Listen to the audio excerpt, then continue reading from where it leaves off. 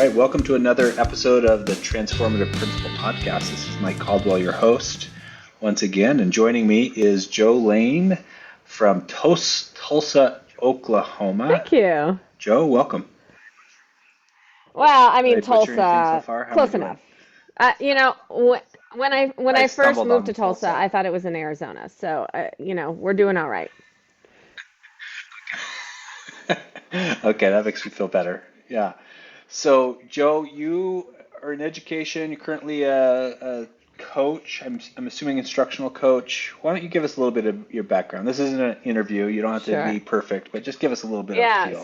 Where are you coming from? I'm Joe. I identify as a coach, and I think that's important framing. Right now, I'm in a bit of transition. I have been in the field of educator support, adult learning, for 16 years now.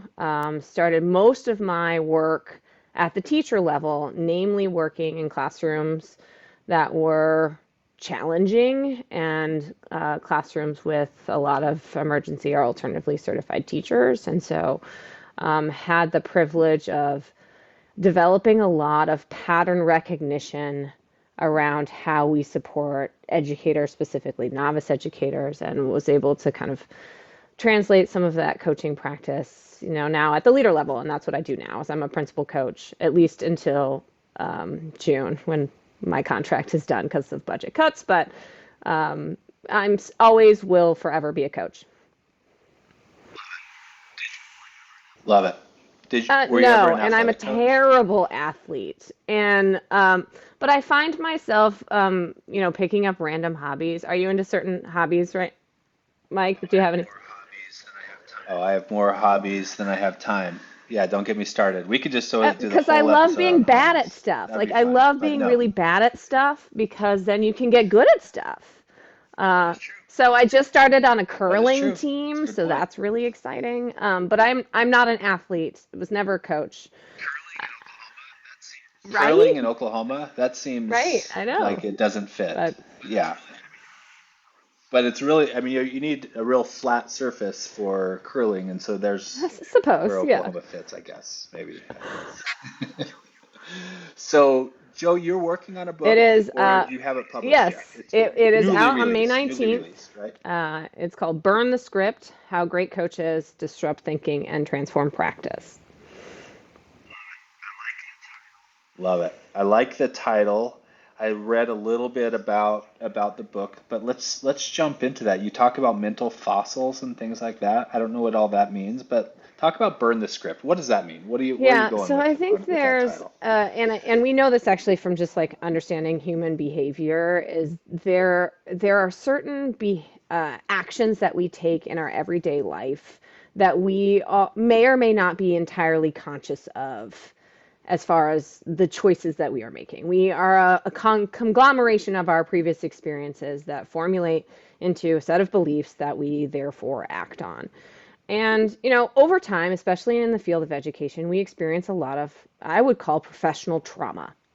Even from the teacher who works under a principal that micromanages, to the teacher who had the student blow up in their face when they tried to give them a consequence, right? We have all of these experiences that formulate into these sets of beliefs that drive our behavior. And so we might give feedback to a teacher and say, hey, you got to give consequences consistently to students, and they won't do it. And we wonder why that happens. And it's because we're acting on a set of scripts, we're acting on a set of beliefs that need to be examined in order to change the behaviors in which may or may not be serving us at that point in time. Yeah, I love it. I'm curious so I was in a one-on-one coaching call today with a school leader, vice principal in a school, and our focus for this coaching call was handling conflict or stepping into conflict, which I've found more and more, you know, there's so many people in school leadership positions that still have this block and avoid or delay the difficult conversations for a variety of reasons. And I'm curious, like from your perspective, one, do you see the same from your experience as a leadership coach? And have you traced that back? Is there some mental fossils that are kind of in the, I guess, maybe from trauma or experiences, or is it just you just chalk it up to like human nature is and often just avoids conflict because of fear of possible consequences Yeah, I think or outcomes from you that? basically just summarized the book beautifully, right? Because you talked about, yeah. Yeah, I told you writing a book is not that hard. I just did it. The word avoidance is the Just right kidding. one here, right? Is and avoidance though can sometimes be a little deceiving. Sometimes avoidance looks like detaching or surrendering, but sometimes it also looks like overworking and overexerting in certain areas, mostly as a distraction, right? So there's like sort of these protective behaviors.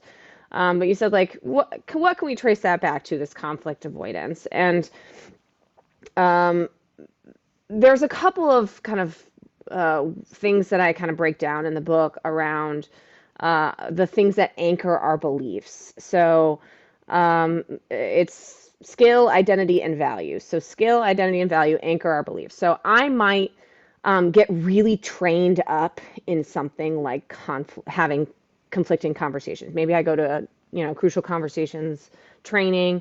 I get some practice. I get some skill in this area, and therefore I start to believe that I can engage in conflict because I now have the skill, right? But then there's identity, which is the second part, which is like maybe there's an identity level block. Like I'm not a person who engages in conflict, or I'm a like I'm a pacifist, so therefore blah blah blah, right? So some sort of identity block or anchor that's making it difficult to engage in conflict. And the last is values. So like this isn't important to me. There's other things that are more important than this. Maybe I've decided that this is not the most important fish to fry, or I've got to be over here not doing this thing, right? So there could be a sort of a values difference. And so with that lens, it can sometimes be easier to identify the entry point for coaching. Is it what's the block here? Skill is the easiest thing to tackle, right? You just teach it and practice it, right? But those other things, a little harder. Yeah. Well, let's jump to the second one though.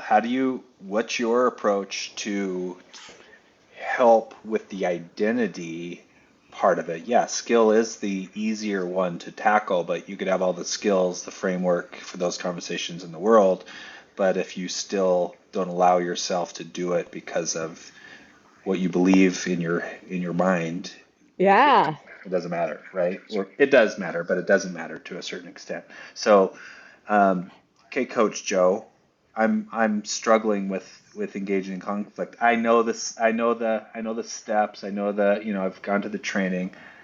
Well, How are you gonna help me? so so let's take it like I have enough evidence. So everything is driven by evidence, right? So even things like identity based resistance shows up in the ways in which people engage. And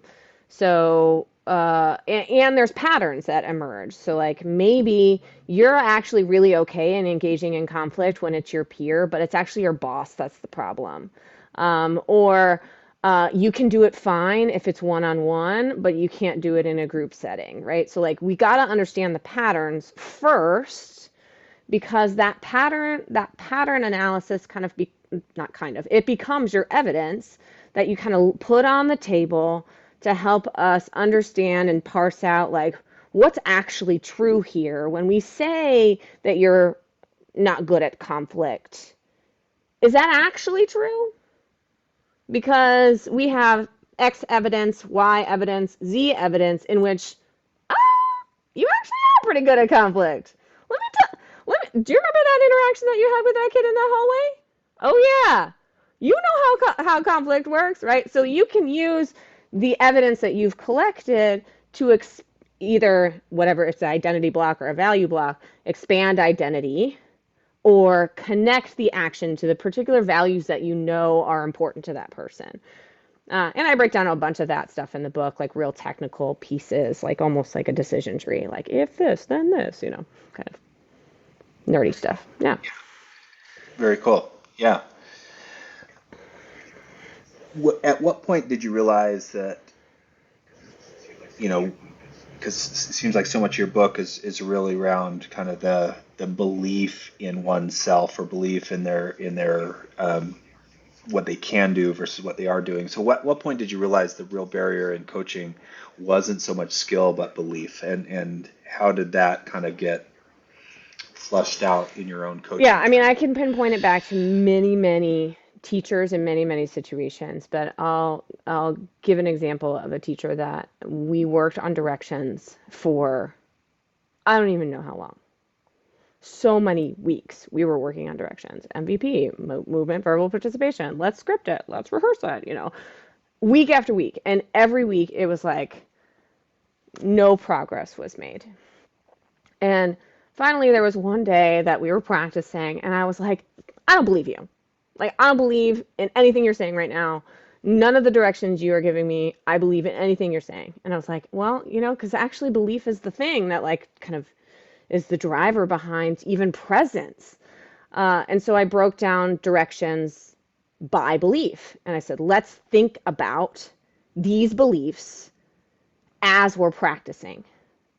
And I said, you have to believe in kids. All kids can do it. You have to believe in self. I am the leader to get them to do it. And you have to believe in the content. This is the only thing that matters right now. Nothing else matters. Not your bathroom break, not your pencil issue. Nothing else matters. Content matters. So kid, self, content. I said, I need you to believe all three of those things when you give that direction now. Practice again. And she did. And it was way different. Like the way in which she just showed up, like the shoulders, the way she like commanded the room. I was like, girl, I believe you now. Now do that in front of your children. And it was slow. It wasn't perfect, but it was a huge eye opener for me. Belief is the thing that was driving the practice and whether it could even work at all. Yeah, that makes a ton of sense. I mean, really, it's like, I don't know, I'm picturing myself back in front of a faculty meeting, if I'm up there just trying to rehearse a script and sharing either information or trying to, teach or whatever, that's very different than if it's coming from like this like internal, belief that what I'm saying or what we're doing right now is really important. Like the way I'm going to approach that is going to be very different. And so that's an interesting the way you kind of captured that. Totally makes sense to me. And if they're just kind of going through the motions, that's not going to have the impact or even stick to really make an impact for what they're trying to do. So I love that. Yeah, I'm Yeah, getting a I'm little bit of sorry. feedback. I think my headphones kind of died on me. Can you hear me still? Yeah, I just need to turn off Yeah. echo Yeah, I cancellation. just need to turn Sorry off about that. echo cancellation. That's no worries, no worries. That's no worries, no worries. Um, Um, so, in your current work, you're working so with school leaders. in your current work, you're working with Yep. school How many leaders. leaders do you coach How many on a leaders week do to you week? do you Right you now I have coach on 12 a leaders week to that I week? work with. And you on a regular routine with them? And Yeah, you on a yeah, regular and routine with it's them? typically about weekly. This time of year they're wrapping up the school year. We're doing school planning work, and so the cadence looks a little different for each person because every context is so different. That's what I love about coaching is that you get to see a lot of stuff. There's a lot of opportunities for pattern recognition, and that's what I love about this type of work that I think coaches get kind of a little bit of a bad rap, like are you even doing anything? Like, I get that. But one of the things that like I think coaches need to do is package their wisdom, like make, because we see a lot. We are able to sort of pick up on patterns that other people don't have, no, and since we have that kind of privilege of learning, being the primary driver, I think coaches need to do a better job of spreading their wisdom, which is, part of my mission with the Substack and the Instagram and the TikTok, right? Is just spread. We got to be learning faster. Our kids need us to be learning faster. Yeah. And yeah. Yeah. I would imagine. Gosh, I would I'm getting imagine so much feedback. So a question I have is, as you're, based on, what you've learned both as a coach, but also kind of taking out key things from your book, how, we have these listeners that are, current school leaders, and maybe they don't have a coach that is going to help them identify kind of what their mental fossils are. What tips or strategies do you have, suggestions, on how principals can begin spotting their own mental fossils? So if they didn't have the coach, like what are kind of reflection exercises might they be able to do, or do they just really need a coach to kind of help The flush answer is that no, out? you don't need a coach, but you need good people around you. I think of mental fossils as very much like, sometimes you get stuff stuck in your teeth, right? Like, so sometimes you got to be like, hey man, you got some stuff stuck in your teeth, right? Wait, are Yeah. you talking right now to me? Do I, you know, So you like you need okay, like okay.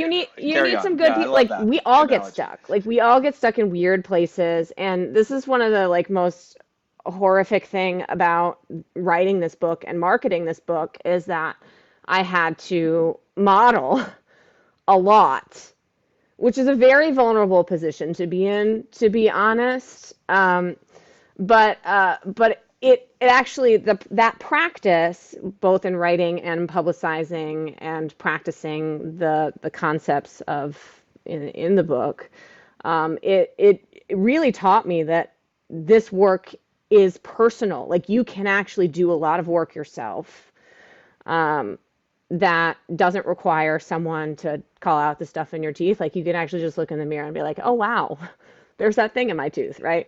Um, so there's three like core behaviors that you can really spot in yourself that'll be like, ooh, there's something up with me right now.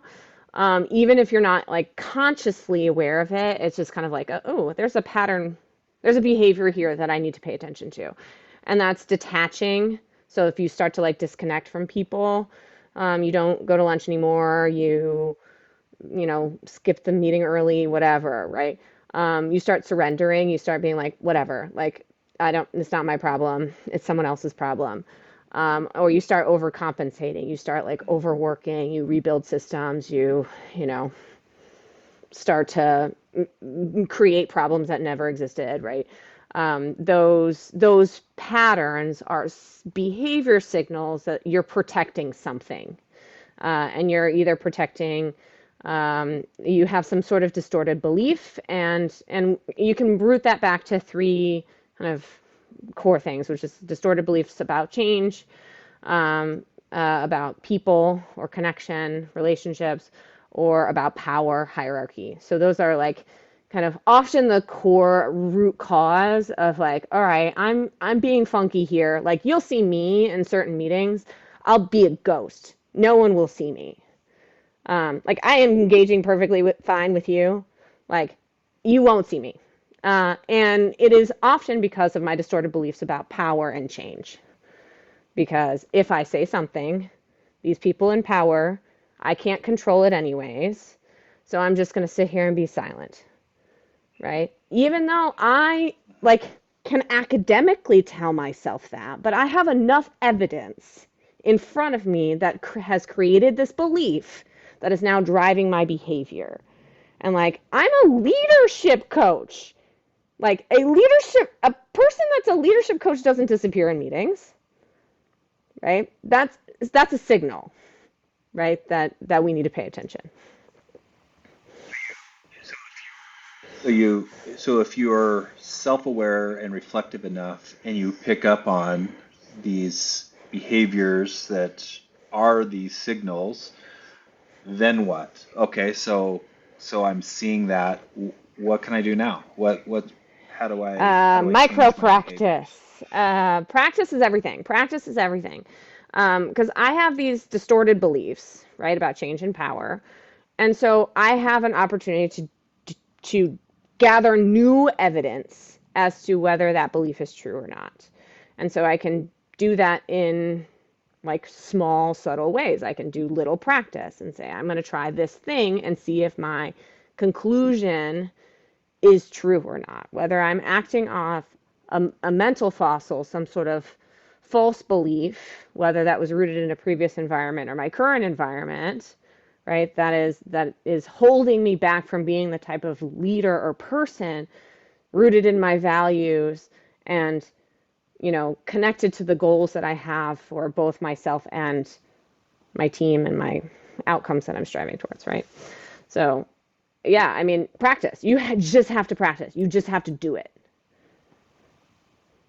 It sounds simple, but it's not. So, but you're right, and that's kind of true in just about everything that we do. It just doesn't happen. You have to make moves forward to practice in and hopefully get some success, and it doesn't, and that practice leads into kind of more confidence and yeah, and behavior change overall. So I totally hear what you're saying. Um, Question I have, like, give me some practical, like, coaching moves. So, what are some practical coaching moves school leaders could try tomorrow that create more of a, I guess, that deeper reflection instead of just kind of surface level? Because I think sometimes you just get into this mode of leading and doing and maybe we're not as reflective as we should be on a regular basis, especially when things get really busy like this time of year is. So what kind of practical coaching moves can school leaders try today, tomorrow, to create deeper reflection on their Yeah, I think behaviors if and what you're they do? if you're talking about at like the personal level, um, I think the very first thing is just like commit to studying yourself. Like commit to understanding the patterns in which you are existing in various spaces. And so that's like a personal thing. But if we're thinking about kind of leading Mhm. others, and especially I'm not sure when this is going to come out, but it's Teacher Appreciation Week this week. Teachers are amazing, and I'm like a super fan. And there's an Ed Week study about what teachers actually want for Teacher Appreciation Week, and they actually want really specific praise from their leader. And so, like my push in honor of Teacher Appreciation Week is for leaders to praise thinking, praise good judgment, because we are in the business of thinking. And then the more that we are recognizing the thinking that is driving our behavior, the more that we can call it out when it's not productive. We are working in incredibly inequitable systems. Our systems are built on shitty beliefs about our kids, about our families, about our teachers, about our principals, and we have to be able to disrupt them. But we also need to be able to see when there are bright spots in the ways in which people are showing up and thinking and being thoughtful leaders and being part of the solutions. And we can do that every moment of every day, praising people that are doing good thinking. I love that. Yeah. We just sent out a newsletter from Link Leaders and one last week around teacher appreciation, and that's exactly what we focus on. Not necessarily on the thinking part, but just the authenticity and specificity of both expressing gratitude and also appreciation, but being really specific and genuine on giving those things, and we Mhm. all hunger for that, right? And it makes such a difference, way much more of a difference than cookies in the faculty lounge Those are or nice too. whatever Yeah, yeah, else. yeah, yeah, Those things yeah, are yeah. Don't nice take too. those Don't get away. me wrong. Yeah, Yeah, we've got to have yeah. the cookies. But yeah, that one, authentic, specific, praise or recognition that you receive from someone else. It doesn't even have to be your boss, but it's great when it is. Um, that can carry you for months, if not years. Like I mean, I have cards that I still hold on to from years back. That's like I never go back and read them, but I know where they're at. But like those things, you don't throw away. You don't forget, and they're really important. So I'm glad you brought that up. Yeah. Um, well, we're coming to an end here. What else maybe that I haven't asked about your book or about your work that you'd like to share with our audience today? Well, okay, so I started the Substack, the EduCoach Substack, then the subsequent Instagram, TikTok, like with no plan. And I still don't have a plan. I am a coach figuring it out, an educator trying to make a difference in the world, and I yeah. love both of those things, by the way. The fact that you're just trying to figure it out. Yeah, yes, that good things will happen because you're Yeah, trying. I You're mean, and okay. I and Sorry to I interrupt, and but I did I it. love, I I started love it. all this in like probably the most desperate time of my life, and it's evolving. And so like you haven't seen nothing yet. This is just the beginning because the human mind and a little bit of tenacity can go a whole hell of a long way. And if we're committed to practicing, yeah, like if we're committed to Preach, just sister. practicing and like just keep practicing, like we can do a whole lot. So I'm just excited to continue to like just build a community of people who just want to practice and be better for kids. Like and I don't know if I'm ever going to figure all of it out. But you know what? In my lifetime, I think it's pretty worth it considering this is our generation's civil rights issue. And we need to build an army of people who care about our next generation of children. And I hope that we can get as many people coming to the building as possible, that burning building as possible, because we need everyone right now.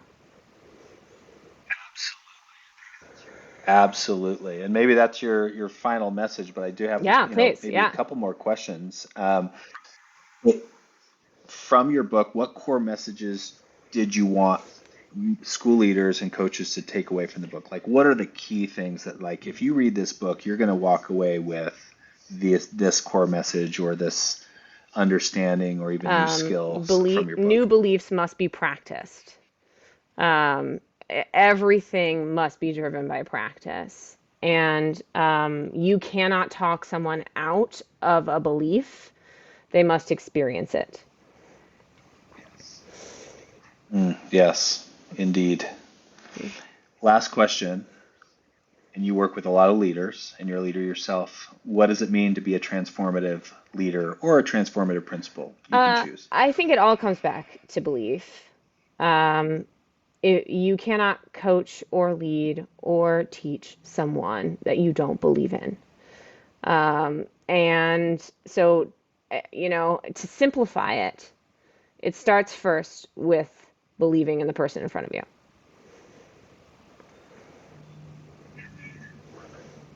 Indeed, love it. Going back to that teacher or that you were coaching, also just the believe in Hmm. what you're saying as well. So love it, Joe. Thanks for this. And It's where can people available on find your book? Amazon on May 19th. It's actually on pre-sale Kindle right now, and it'll be out in on various platforms at various points also. But Amazon May 19th. Okay, Thank you. very cool. Congratulations on that. We'll put whatever links that you want to provide us, your LinkedIn, Substack, everything else on the show notes for the podcast so people Great. can reach out to you directly and get information about your book. I definitely plan Yay. to get a copy myself Yay. as I work with school leaders. I need all the tools I get, so I'm gonna I'm gonna, yeah, definitely. Right So on. ping Okay, me yeah, when it's that's available, awesome. but Yeah. And I will, yeah, I'll there's a check it out. section, just to be clear, there's a section of the book that clarifies this, but this is a very specific coaching model for a very specific type of gap. Like, skill-based coaching is different than belief-based coaching. So, anyways, you'll see it. Yeah. All Awesome. right. Looking forward to it. Joe, thanks so much for being part of the podcast today. For those who are listening, thanks for joining us, and be sure to check out Joe Lane's book, Burn the Script: How Great Coaches Disrupt Mindsets and Transform Practice, and or reach out to her and get some coaching. Sounds like a great opportunity. So, Joe, thanks again. All Appreciate right. you Thanks. having you on the show.